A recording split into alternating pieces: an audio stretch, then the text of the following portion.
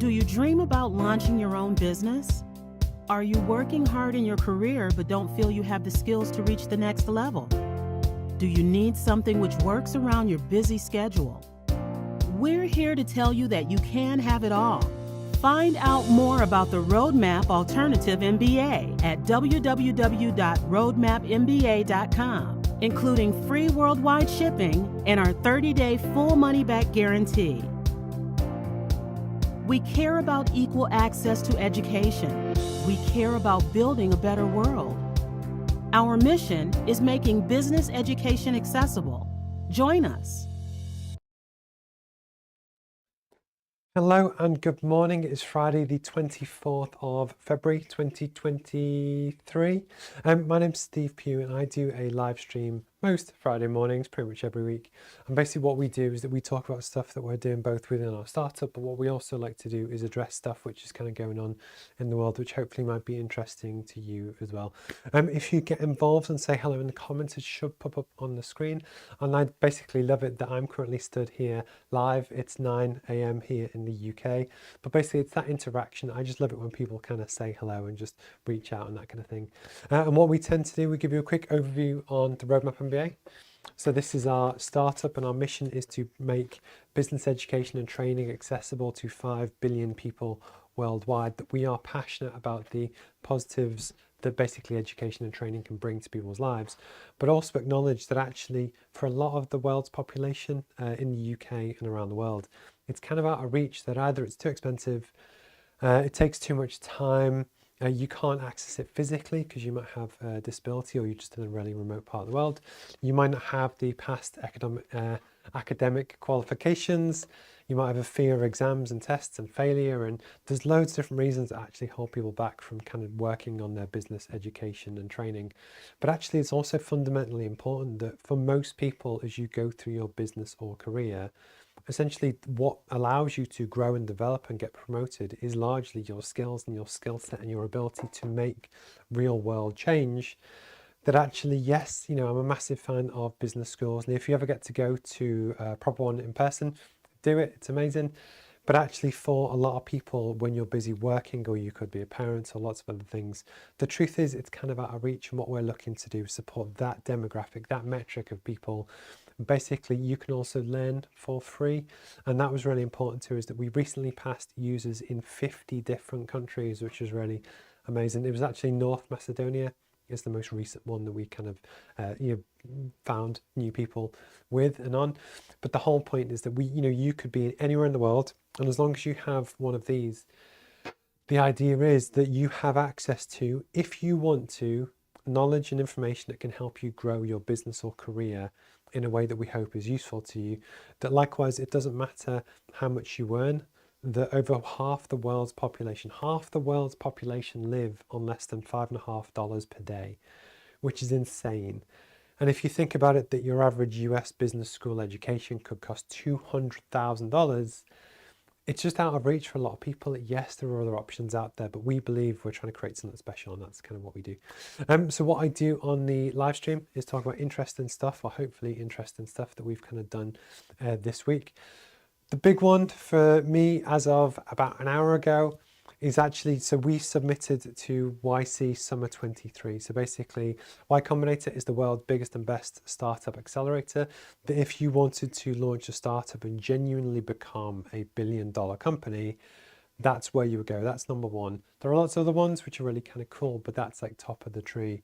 They do applications or intakes twice a year. One's a winter batch, which applications are kind of September through to like November to start in January. And then applications now, which applications are open until the 7th of April for like a June start. And whilst I'm mega proud of everything that we've done with the roadmap so far, I've kind of bootstrapped it and self-funded it. That I know I can't do that forever, but then likewise for the scale of our ambition for what we want to do, we're kind of at some point going to need some external help and funding and that kind of thing. Ironically, my gut feel is that actually funding alone won't necessarily help us get to where we want to be, because it's such a big challenge that what we're looking to do. We're really trying to play hard on the press and PR angle as well, that actually we want people to be passionate about the communities that we're trying to uplift and the stories that we're trying to tell. that actually the authority and basically the recognition through being a YC alumni will actually go a long way to help with that. In a way, maybe from other accelerators and other places, it's not quite as strong. But anyway, but no, I'm really fantastically happy to say that we submitted. So I always say we, because I do have a co-founder that I've applied with, but because he is in a currently paid position, I never mention his name in case we don't get in and it affects his job, but that's kind of cool, but that was really important. The reason why I wanted to find a co-founder is that from all the research and everything that I'd done, they rarely look for that. They rarely want co-founders in terms of a team, because I would be a single point failure that if I was hit by a bus, the whole investment stops. So I, found a really great guy to kind of help me with that journey. What else have we done? A huge amount of research on all of the content on there from YC and others about what people look for in startups, what they invest in, what the competition has done, and that kind of thing. I spent a lot of time on a lot of the metrics and the stuff that they want to see. The pitch deck, arguably, I've worked on for about 9 months. But the idea is that it's this huge combination of work has led to this next milestone, which is quite simply submitting the application, which went now about 40 minutes ago in real time, which is now gone. We also have, as you might know, so we have physical books and textbooks and packs and stuff which go with our Roadmap MBA paid users. So I also yesterday via UPS shipped 14 of those packs to different YC partners, alumni, admissions managers, different people, with the hope is that it turns up on their door, probably on Monday. They get it, they flick through and think, oh, it's quite interesting. And it's that real world recognition just to make that little bit of extra, emphasis on our application that will just support the kind of online stuff. It's been a risk, they might not like it, but it was just something I wanted to do. And again, I had a real shock with that, because one of the big things, if you ever send things internationally, is that often when I send free gifted packs to people in a customs form, we have all the proper customs documentation, but you can classify something as a gift. But one of the things that I found yesterday, and I'd found it previously, is that you can only actually classify a gift in terms of an international shipment up to £38. The issue is what I sent yesterday was more than that. And I had this big thing where I'd paid on UPS, I took it to the UPS delivery, I'd come back and we had this big conversation about duty. And what would have happened was the fact that when the box arrived, UPS would have tried to charge YC the duty for receiving it. And let's be honest, that's not going to go down well, that a startup that's trying to apply to your accelerator, suddenly you've got this bill to pay. So that was a scrap. And there was a rush, and I came back and I cancelled the shipment, and I figured out that the only way to do it so that I pay the duty for when we ship the goods is actually through creating a UPS account, give them the credit card details, that actually I get charged and they don't. Hopefully means that on Monday, the team are going to have 14 packs arrive that might get distributed to the partners or the admissions kind of people. But the whole point is just that for our digital application, which has kind of gone in, over the past week, I've done a lot of time on the demo, the product demo, to walk people through what we do, how it works, what the app is, that kind of thing. You can find that on our YouTube. So if you go to roadmapmba.com, you can actually see our YC Summer 23 application video and walkthrough of the product and the app and that kind of thing. And then also you do a kind of co-founder pitch, which is a 1-minute video. Ours is 1:09. But it is what it is. You do a 1-minute video just to explain who you are, what you're working on, why you're passionate about it. And we've kind of done that as well. So it's just an exciting time. It was something that I wanted to mention for anyone that is a startup founder or interested in the kind of startup space. YC is quite a big deal. I don't know if we're going to get in. I guess we'll find out in a few months' time. The next phase is actually for an interview. So these are notoriously difficult 10-minute interviews where they just drill you for information and stuff on the product, on the business, that kind of thing. Fortunately, I do know it really well, that actually, touch some wood, hopefully, we'll be fine. But it's that next milestone for a business that, and nobody knows where you're going to go on your journey or what's going to happen next. But actually, it's been an achievement, because it wasn't that long ago I actually thought about applying for the first time, because that in itself is a big risk. But actually, just to fast forward all the way through the iteration on the thinking and the idea and building the team, that kind of thing. And then actually now this morning, press and send, it was quite a big moment. So it was just something I wanted to share. My name's Steve. If you catch this on YouTube or LinkedIn or Twitter or Facebook or any other platforms, please feel free to drop me a message and I'll keep you up to date on our progress. I also realized my pen is over there, so I'm just going to grab some pens. See, it's the wonder of live television, which is kind of quite cool. What are we on? So we're on 9:09. So one of the things that I like to talk about during the kind of shows and that kind of thing is just an honest feedback on where we're at, what we're doing, and stuff that I've kind of done through the week. I've actually had the real pleasure to speak to quite a few now guest presenters. It's people to present on the channel. The part of our bigger ambition is to eventually grow a kind of 24-hour broadcast channel where we talk about really interesting stuff that not all of it's going to be live, but where we talk about issues that relate to business, careers, community, culture, and things that are going on in the world. And actually, so we put up a post last week, maybe the week before, to do with advertising for new presenters. And these are well-paid positions, and you can either present in this room to camera with the nice cameras and lighting and setup and stuff, and we broadcast around the world. And the other thing that was really important as well is that we genuinely want presenters from different parts of Africa and Asia and that kind of thing as well. So we need to learn to do that remotely, and I'm kind of working on that as well. But actually just having people show an interest in your baby and what you kind of do is quite cool. So I've got some kind of calls set up. There have been a lot of different applicants, but it was just something that I wanted to kind of mention. Just something I wanted to mention. Okay.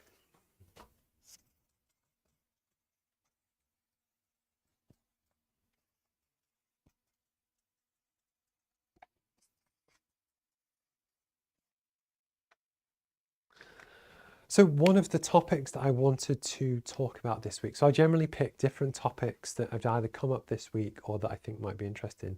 And then we should clip these all up. These all go onto YouTube for their own kind of 6-7 minute segments. So if you ever search Roadmap MBA on YouTube, hopefully they'll kind of come up. Something that seems to come up quite often for different people is that what do you do as a founder or an entrepreneur or your career, or even if you're just passionate about a particular topic, when people don't support you? This actually is a hugely common problem, that you could be an aspiring artist or musician, but your family wants you to go and do an academic career or become a lawyer or a solicitor, or you might become an entrepreneur and people don't buy into your journey. The truth is, this is a really difficult one to do, because the truth is nobody else can ever realistically know what's in your heart and know that what you want to do. And the other side to it as well is that when you actually kind of start to go on your journey, so for me, it's all about the business and what we're trying to do and the mission. And there are thousands of tiny little details that you'll never even notice, but I do because I kind of built it all up. But what's quite funny is that over time, there's a long point where nobody cares about what you're doing and you do it because you love it.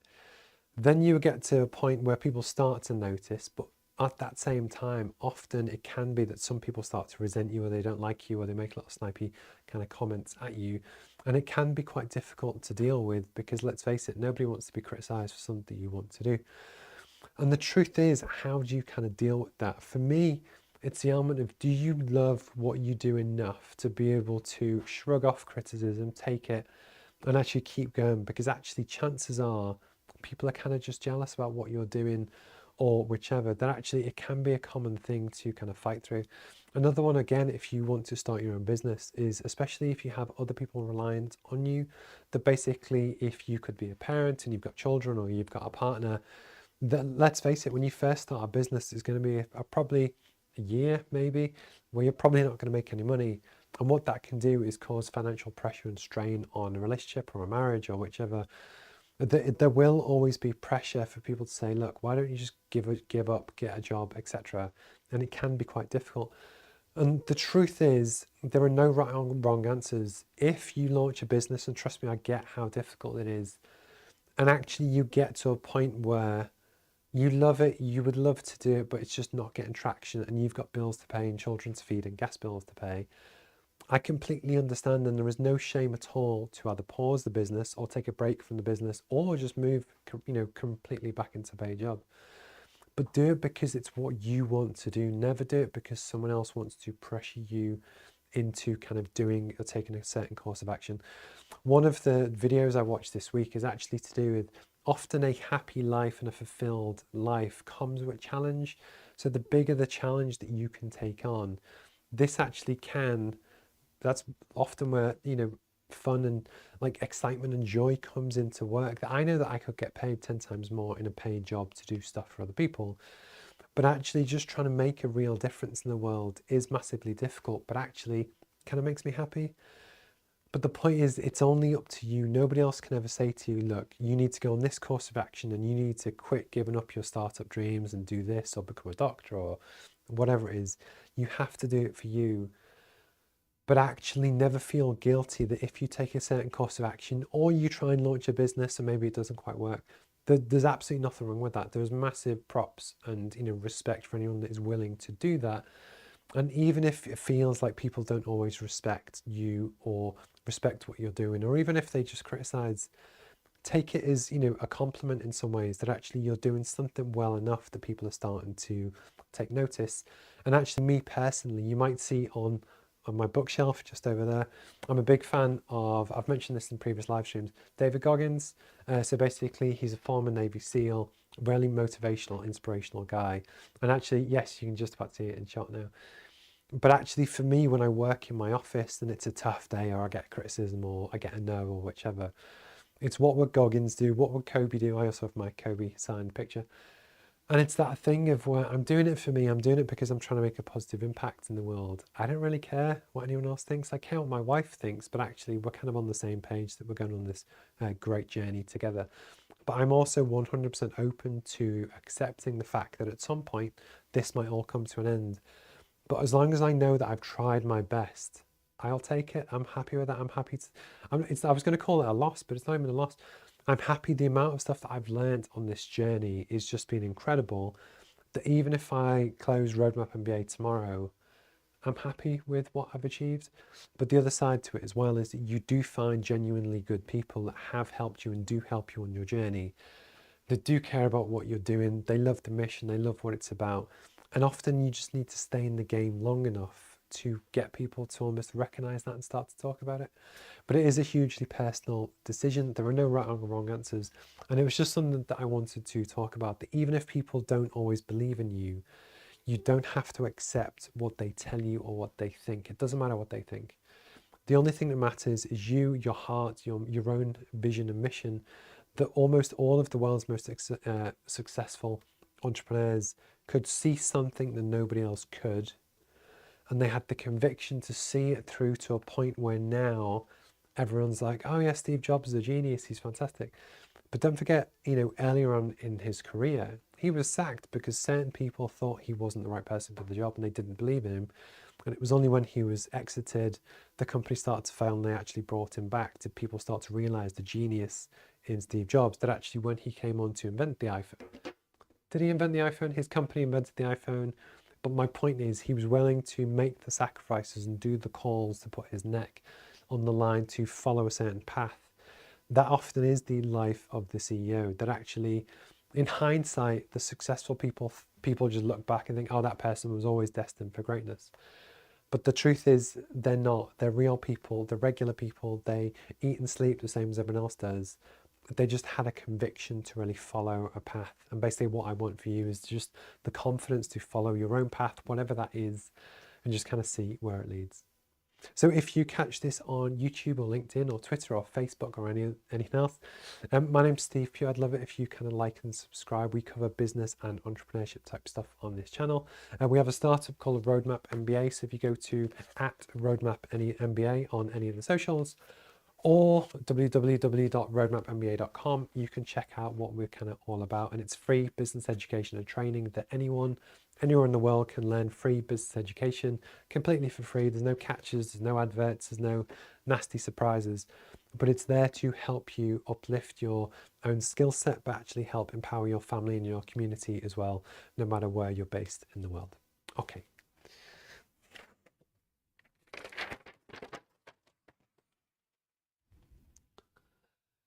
So the next topic that I wanted to talk about today, it's a bit of a sad one, I guess, in some ways, that today is the 1-year anniversary of the invasion of Ukraine by Russia. We have users in Ukraine. I don't think, looking at the map, no, we don't have any users in Russia, so I'm biased. But a year ago today, you had regular people going about their business, living their lives, running their businesses, going to school.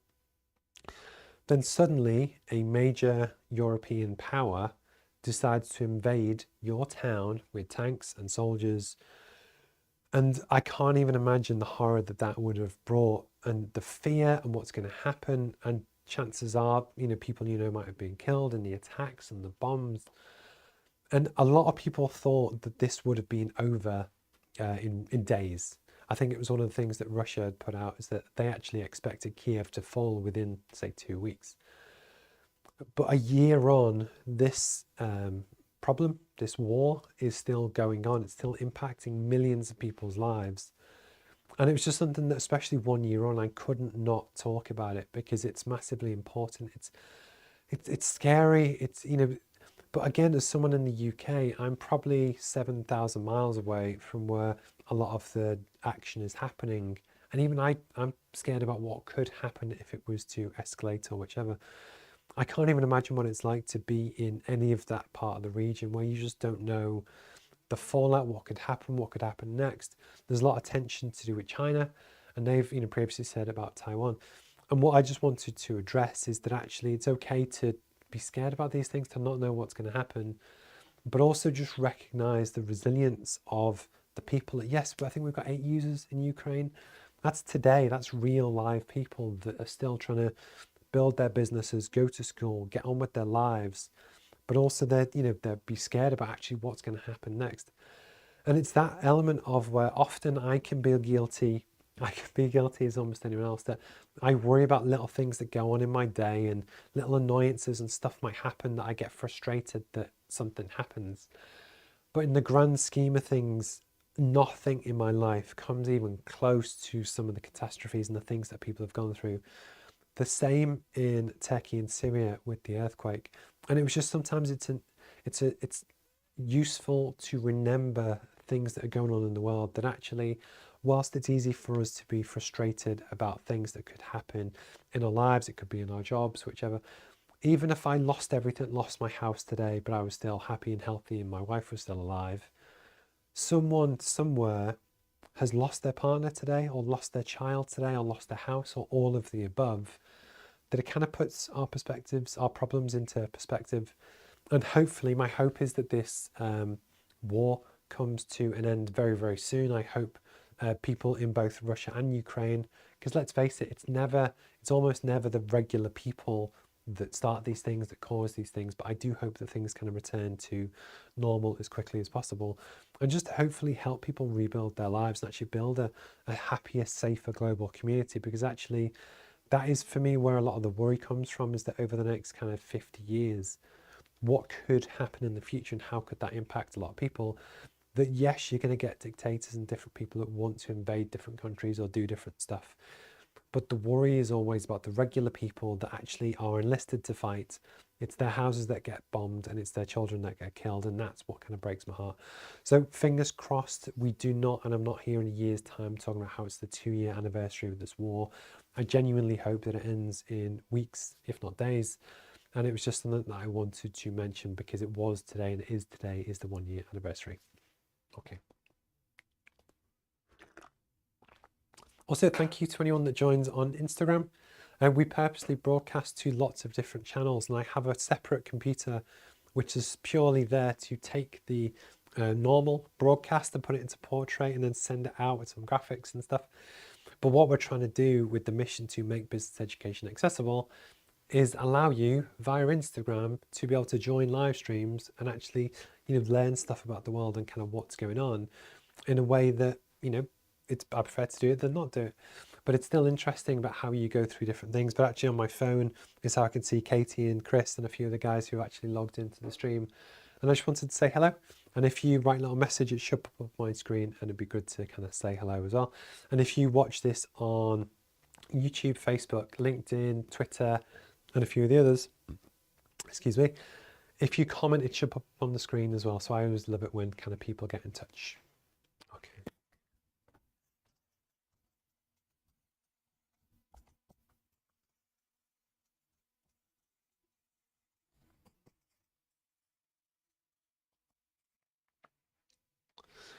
So I had a wonderful chat with a lady on the course yesterday called Michelle.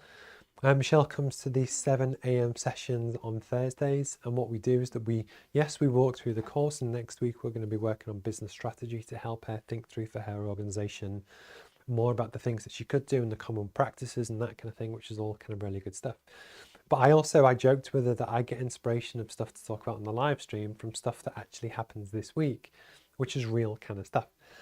And one of the things that which kind of came up, because it's relevant to both to her, what she does, but also for me, because my day job is still as a management consultant where I help run other people's companies, is essentially how can you make somewhere a great place to work, that people want to come to work. You get to a point in your career where, at least in the UK, say if you earn 40 to 45,000 pounds, especially if you have two earners in a household, you're kind of at the point where you've got enough money to cover all your bills, cover your mortgage, etc. Unless you have a massive house, but that's a different discussion. But the point is then, actually, for a lot of people, it's you want to enjoy work every day. You actually want to enjoy what you're doing. It's not just about earning more money, because yes, when you don't have any and you genuinely need to pay your bills and feed your kids and stuff, absolutely 100% chase the pounds, chase the money, chase the dollars to get to that point where you're comfortable. But then often, if you acknowledge that you'll probably work in your career for 30 years, it's nice to work with nice people in a cool environment. And there are lots of things as an employer that you can do to try and create that. And often, especially at the moment, it's a candidate-led market. So there are more jobs than there are people to apply for them. So actually wages artificially have been skyrocketing. But the issue is, and I've covered this on a previous live stream, is that that is not sustainable for employers to actually be able to fund, because at some point inflation will drop from its current 10% level, could drop to, I don't know, 3-4%. But the issue is, one of the major concerns for an employer is about overhead. So actually, if you start to pay everyone so much more and inflation drops, you've got this huge axe above your head waiting to kill the business, that not everyone can actually afford to pay their staff more in terms of pure pounds and pence, but actually are there things that you can do to really just help make it a nice place for people to work? One of them is just, ask people. It's, to be respected, to feel part of the team, to feel part of the mission is really kind of cool. For organizations that have genuine challenges about covering costs and doing different things just to help pay the wages, because then likewise, we all have bills to pay and that kind of thing. Saying to people, actually, this is the problem we face. Have you got any ideas on how you think we should solve it? But the idea is, the more you can involve people in the decision making, they actually feel more valued. Also, if you can look at things like, actually, are there ways to add more value to different individuals? If they have kids, can you give them time off or flexibility to go and pick their kids up from school? And there are hundreds of different things that you can do that can really actually help, get people excited about the mission. And the other one as well, which is a bit of a plug for obviously what we do with the roadmap, but actually education and training. There are a huge amount of people that actually leave jobs because they feel that they're not progressing. Is actually helping to skill and upskill your team just so that they feel that they're progressing and they're learning the role that they want, can actually be a great way to motivate people, to help them want to stay in a business and actually be really happy and fulfilled. That actually there are lots of things that you can do over and above simply paying people more. But actually one of the best ways to do it is just ask people, because one of the examples Michelle gave yesterday from one of her team was that they hated this sounds silly, they hated the tea bags in the office, and they just asked, well, actually, can we swap Tetley tea bags for Yorkshire tea? And that tiny little difference can actually make a big difference to someone's life, because everyone has different things which are important to them. But actually, as a business owner, if you can solve lots of small 1% changes, so you change the tea bags and actually you put the heating on, and maybe some people like music in the background, you do the music. If you make 3 or 4 of these tiny little changes on their own, they might not feel like a big thing, but actually combined together, it might mean that someone actually just really enjoys coming to work every day. They feel comfortable, they feel safe, they feel that they can do their best work. And especially if they feel involved in the mission about what they want to do, that can actually revolutionize your team. That one of the biggest challenges at the moment is staff turnover when people leave to go for a different job. but there are things that you can do. But actually just creating a place that people want to come to work every day is something that doesn't have to cost much, but actually can make a massive difference to your basically enjoyment of work, but actually as a business owner, the productivity and success of your team. Okay. What time are we on? So 9:29. Last but not least, I'm actually going to talk about inspiration.